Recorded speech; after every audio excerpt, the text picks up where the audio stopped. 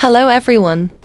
Today, I'm going to show you how to give this hand a life of its own by making it fully poseable. We'll explore two ways to use this hand. First, as a wearable glove for cosplay, and second, as a poseable hand for your amigurumi decor. To make the hand poseable, we'll be using a wireframe that mimics the bones of our own hands. This will allow the hand to bend and hold its shape.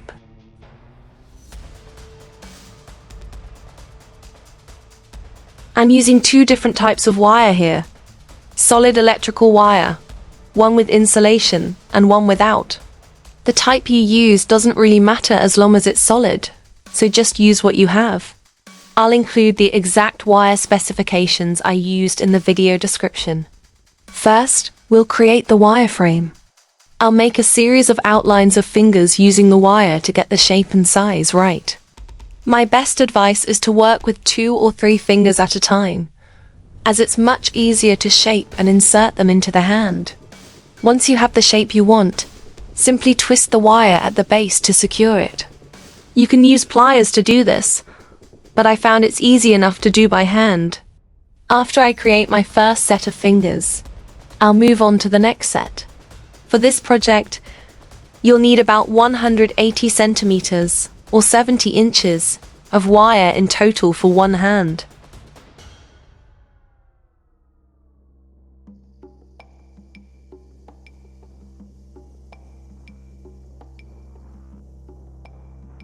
I start my day in silence. Where are my slippers? Where's my notebook? My dreams, write them down. Write down your dreams. Write down your dreams. Now that our wireframe is ready, it's time to insert it into the hand. More silence. More silence. And now, it's time to go. My journey to where I'm going is steady and still silent. I gather my belongings and my clothes, my garments, my gloves, my socks, my heels, and I put them together in a way that I'm telling a story with my appearance. The silence starts to break. I start to sing to myself. Once you have all of your finger sections, you'll twist them all together at the base to create the wrist of the hand. In still more silence, more silence. Where's my water? Drink plenty of water. Be fluid. Be one with water. Be one with air. Prepare Let's stuff. for the adventure.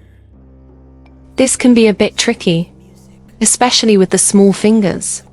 I like to use tweezers to carefully push the stuffing into each finger, making sure it gets all the way to the tip. You can stuff the hand lightly for a softer feel or firmly for a more solid shape.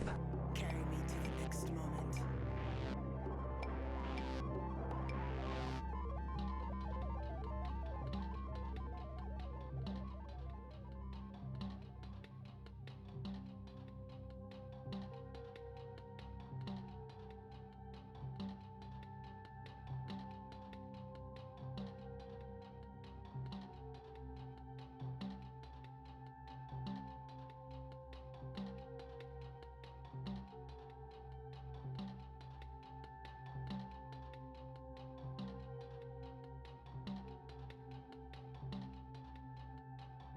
After you've stuffed the hand, you'll sew the bottom closed. We'll be joining the hand and the base with a whip stitch through the outer loops of each stitch. There are 48 stitches on the hand and 48 stitches on the base, so they will line up perfectly. I'll show you a close-up of this process to make sure you get the stitches just right.